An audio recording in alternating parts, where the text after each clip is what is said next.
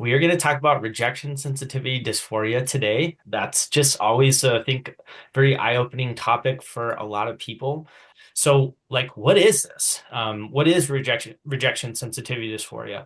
So, it's really interesting, and it's actually somewhat well known. It's not necessarily a technical diagnosis. This is something with ADHD that is a thing, though. And it's estimated by Dr. Ned Hollowell that it's anywhere from like 75 to 100% of us may have rejection sensitivity dysphoria.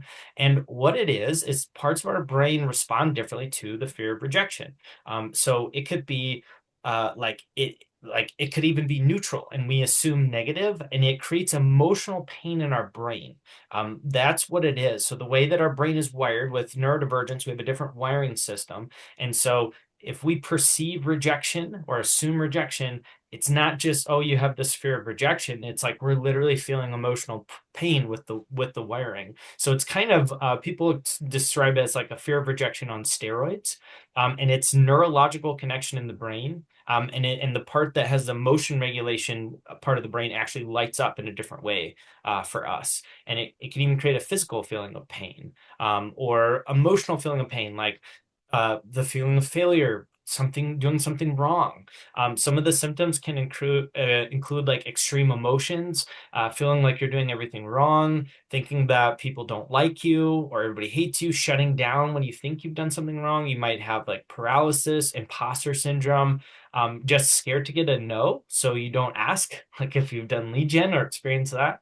Um, Misinterpreting others' reactions as negative about ourselves, like even like the slight change in tone we might listen to and we might assume negative. And so when you take an entrepreneur or a real estate agent, right, and our job is to lead generate and reach out to people, and like part of it is getting a no, this is the crux that a lot of people experience, especially right as a coach who's been doing this for so long, especially with neurodivergent clients, which is all I coach now, is that it's a very common thing. We have this fear of rejection and it creates emotional pain. It's not just get over it, right? There's something more to it. And then we have trouble maybe lead generating, and then we feel bad because we're not building our business or we're not doing what we're supposed to do, and we have a shame spiral, and then we do it to ourselves, and we go down a hole, And so, majority of people that I have coached, majority of people I've talked to have this. They estimate 75 to 100%. 75 to 100%. So just know if you experience that, it's very normal. And I'm going to talk to you a little bit more about it. And then also, like, what are some skills that you can do to overcome that? Because if you're going to be in this industry, we do need to get a no, right? We do need to like understand it and go from there. So there's a lot of ways that it can be triggered, and it can depend on the person. So that's a really interesting thing. One person might be triggered by tonality. Another person might be more like facial expressions. And some people might be triggered like very easily. Some people might have that to take a bit for it to get triggered. And so it's really interesting. And so it's fascinating. And what's really helpful is to be able to label it as that, because if we don't know what it is, we assume that our like guess or our narrative is correct. We think, oh, they really did, they really are rejecting me. Whereas like, I wonder if this is, maybe my like rejection stuff coming up, you know? And what's interesting too is sometimes like with ADHD, we can go to the all or nothing. We can have a little bit more rigid thinking or extreme thinking, which can benefit us. Like if you've ever gone all into something, if you had that like, I'm all in, I'm going to do this crazy workout, or I'm going to, like do this huge plan, like that's a really beneficial thing. And sometimes our brain can kind of polarize things and go all or nothing. And so we can do that sometimes when we feel rejected. Instead of there being a middle ground, like maybe they had a hard day, maybe it has nothing to do with me. It's, man, they don't like me. I'm getting rejected, and so watching that is, can be very helpful. So, some of the triggers that can, like show up, I guess, is one, the phones. Does anybody experience Feeling rejection on the phones. Everybody, right? It's a really, really common thing. And you can even search for it. It's a very interesting thing. So you might have like come out with like big emotions. You might get angry. You might get sad. You might avoid social situations or tasks that might cause some kind of rejection or criticism. You might be constantly scanning for social cues if they're going to disapprove you, their tone, how they're shifting. It's like I experience this and it's a lot better, but sometimes I experience like I'm not even as present in the moment because I've been so intent on reading the other person and I'm like, I wonder if anybody else has this much of a narrative going on. Is this I don't want to say strategic to avoid rejection, but also like we have deep empathy and I don't want to hurt someone's feelings too. So it's not just feeling rejected, it's also like I don't want to say the wrong thing to hurt someone's feelings, or I don't want to say the wrong thing that's not, right for the social cue. So we can be hyper focused on the other person and their tone and their body movement and what they're saying. We can also have just like lower self-worth or self-doubt sometimes. People pleasing is a big thing. I mean, that goes hand in hand, right? We're trying to keep others happy to avoid any chance of disapproval, and we probably care, right? That's another thing. Avoidant behaviors, avoiding social situations, avoiding networking, avoiding certain tasks, avoiding certain interactions. We may not jump on an opportunity that might be in front of us because we're afraid of failing. We might have trouble like if we want to hire somebody, but it's like, well, who would work for me, or who would want to be on my team, or let me throw more and more money at them because I don't want them to be upset. And then perfectionism, striving for perfectionism to prevent failure. And so that could be a way to avoid it.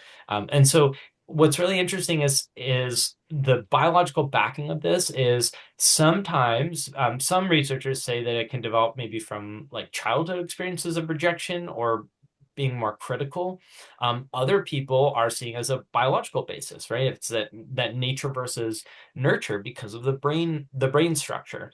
Um, and then also we might just be more sensitive to it because as we talked about, kids with ADHD get 20,000 more negative messages about our behavior by the age of 8, right? So we've 20,000 more times being told we're doing something wrong, we're missing something. And so it might just be like a wound. It might be, a little bit more sensitive. And so when we get critiqued, and we've been critiqued for so much, that can be like a very tender spot. And so I think it could go hand in hand from the research I've seen. I think it's a combination of both. And I mean, even if you have very supportive household, you might get I mean, you will get criticism out in school unless you're homeschooled and you have a very neurodivergent friendly household. It's pretty hard to avoid some of that getting critiqued. It's something to be very mindful of, and then to have discernment, like, am I really rejected? And when you have safe people around you that you can ask, then you can find out if that's really what's happening or not. And you can start to figure out like, is this like my cognitive distortion, which we're going to talk about this month, or is this real? Like, am I really getting rejected? It can also cause a lot of anxiety or negative emotions even before you go. You might overreact to certain things. So it's a really fascinating thing. So one of the main things, probably the most important thing with this is to understand when it gets triggered. And you're going to have certain triggers for that. And I want to tell you a story about somebody I coach. I'm not going to share their name or any details. And they are okay with me sharing this story, but I have a mental health background, so I'm even more cautious on mental health. But this is somebody who is extremely talented. You may or may not know who it is. I've coached some pretty big names and who've done some pretty significant things. And this person does not call. They do not call.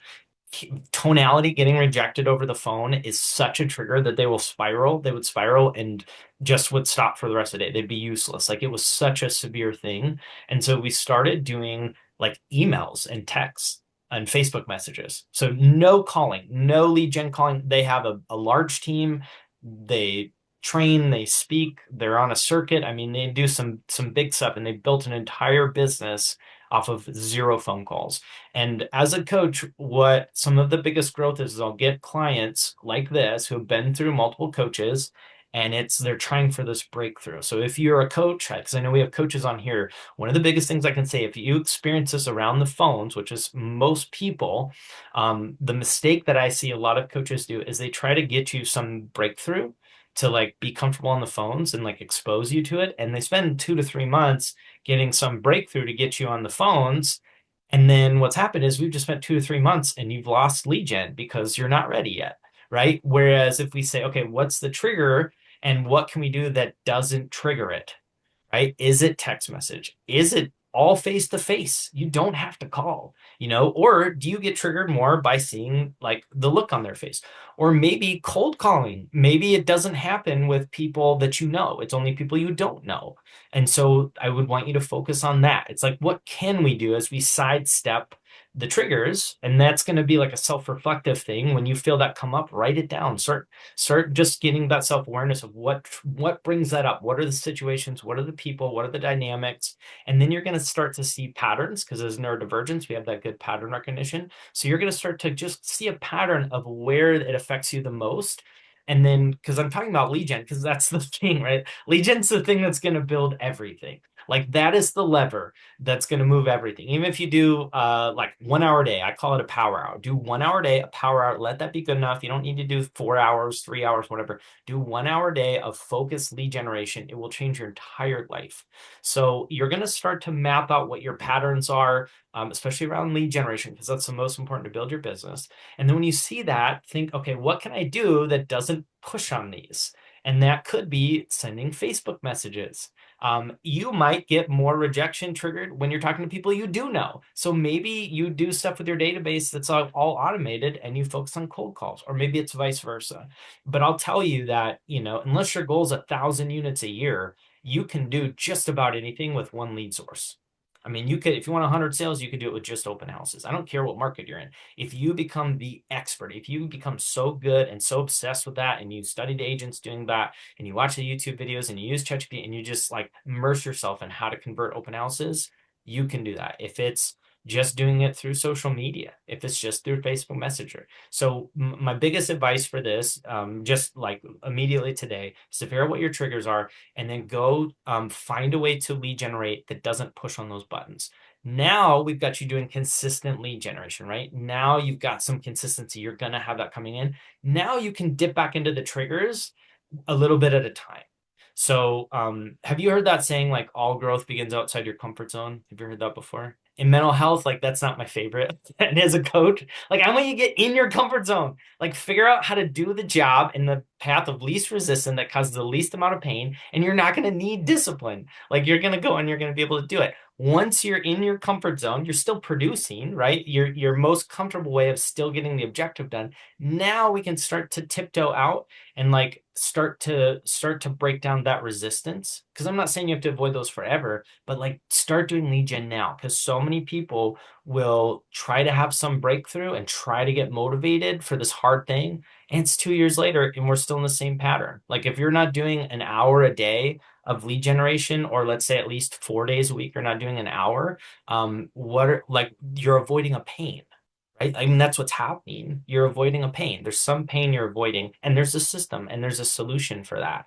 And it's not raw discipline. It's not forcing yourself. It's not sucking it up. It's being curious and getting something in place that works for you. So yeah, figure out your triggers. You can do lead gen in so many different ways. What I'll also say, for a lot of people is finding a way to help. Like with neurodivergence, is there anyone who's like doesn't feel good about like selling themselves, struggles selling themselves, or like it's a common thing, right? Like selling ourselves.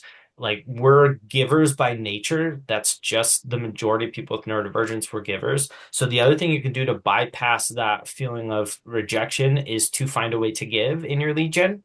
And so, like for example, one person might have a terror of going on the phones or lead generating, asking for business, but when they have an event to invite somebody to, it's way different. Or if there's a fundraiser, or if you're calling to just like a care call or check on people. So you can also shift how you do stuff, where one technique is your phone calls help them know that you care about them, whereas your touch plan, your emails, your social media helps them know you're a realtor.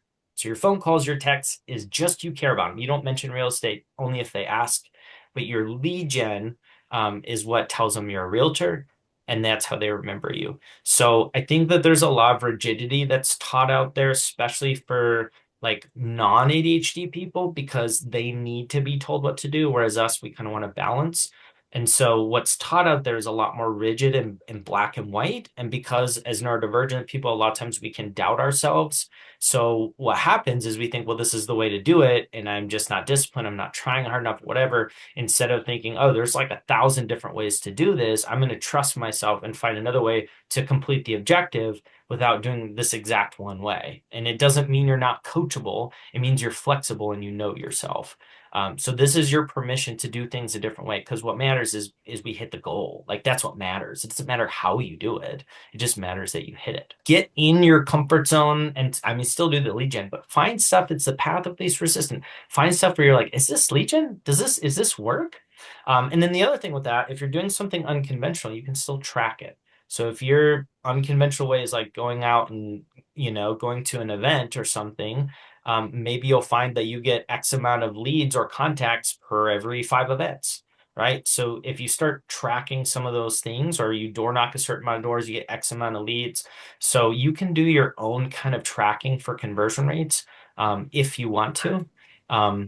And it can work. So another thing that's kind of interesting with rejection sensitivity dysphoria, there are medicine that helps. So that's kind of an interesting thing. So if you work with an ADHD specialist, if you're already on a stimulant, sometimes there are, or a non-stimulant, sometimes there are ADHD meds that also help. Like guanfacine is an example of that. It's off-label for ADHD for adults. They use it for kids.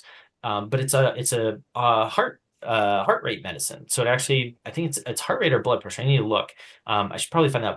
But guanfacine is one of the ones that's off label for ADHD. It's a non-stimulant, and it can bring anxiety down. And interestingly enough, it can help with rejection sensitivity dysphoria. So again, not every medicine works perfect for everybody, but that is one that can help. There's alpha 2 receptor agonists.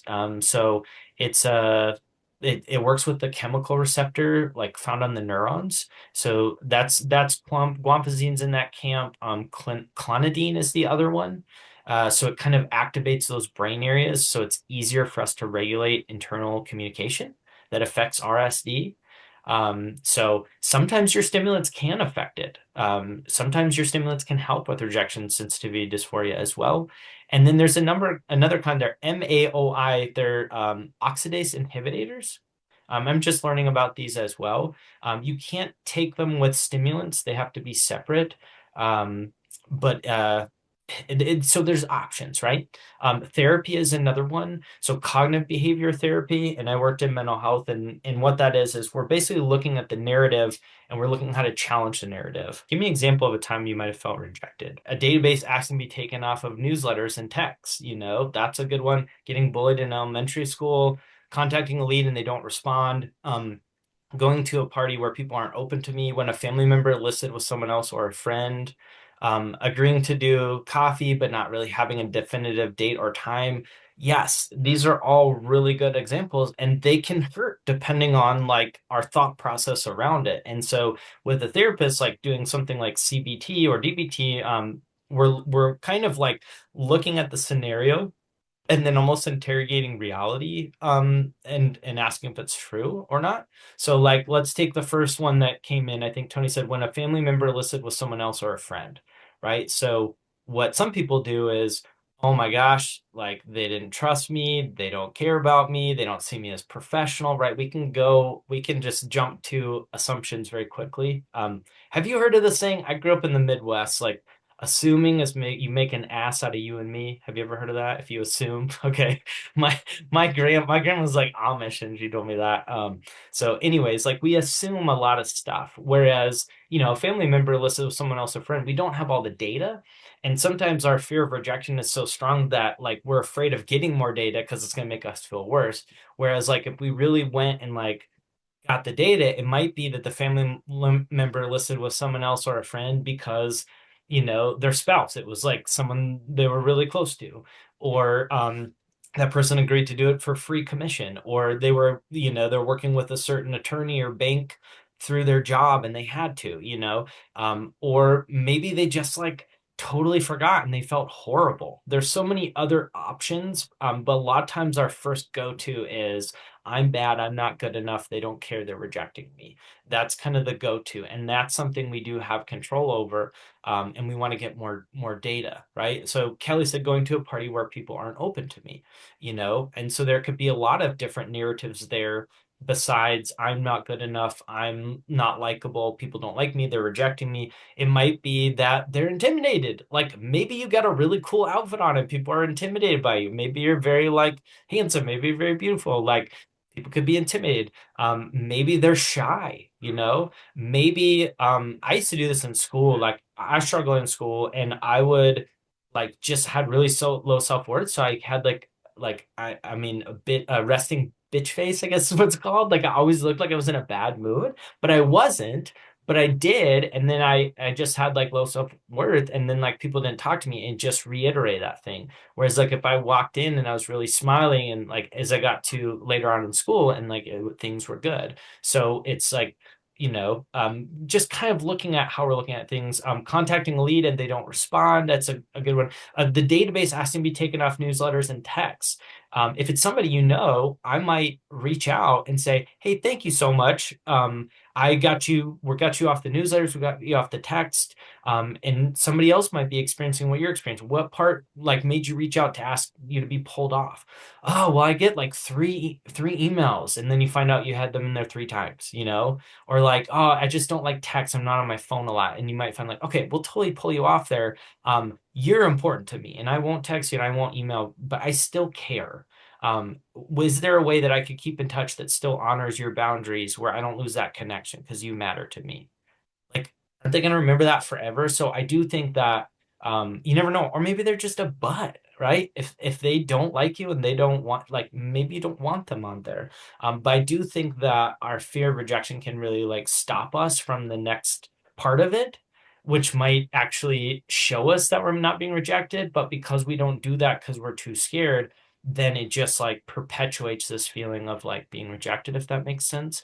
And that's where a therapist is going to come in because it's hard to just rip the band-aid off like ourself, especially if it causes you to be dysregulated or anxious. Like you need tools. It's not just suck it up. It's like, ooh, what's coming up? What are some tools to support me? Just like if somebody's I don't know, like if somebody's afraid to like ride a bike, they've never ridden a bike and they're terrified, you just throw them on the bike and let them fall over. You do training wheels first, I mean, you can throw them on the bike. So I will say that rejection sensitivity dysphoria can get way better. And they've shown that people sometimes can even grow out of it over time. So if it's really bad now, it might ease up as you age, or might just the volume might get turned down a little bit, or you might just get coping skills because mine was pretty severe, and I would say it's I mean way better, and I've seen other people way better as well. So yeah, medications, a therapist, self-care, kind of being nicer to ourselves. We can also do it to ourselves. Like like we can criticize ourselves and then trigger it and feel worse. So yeah, but awareness is the first step. All right, well, have a wonderful day. Go easy on yourself. You are doing way better than you are giving yourself credit for. I'll tell you that right now. I know that every single person here. So give yourself credit, and then we'll see you next Tuesday.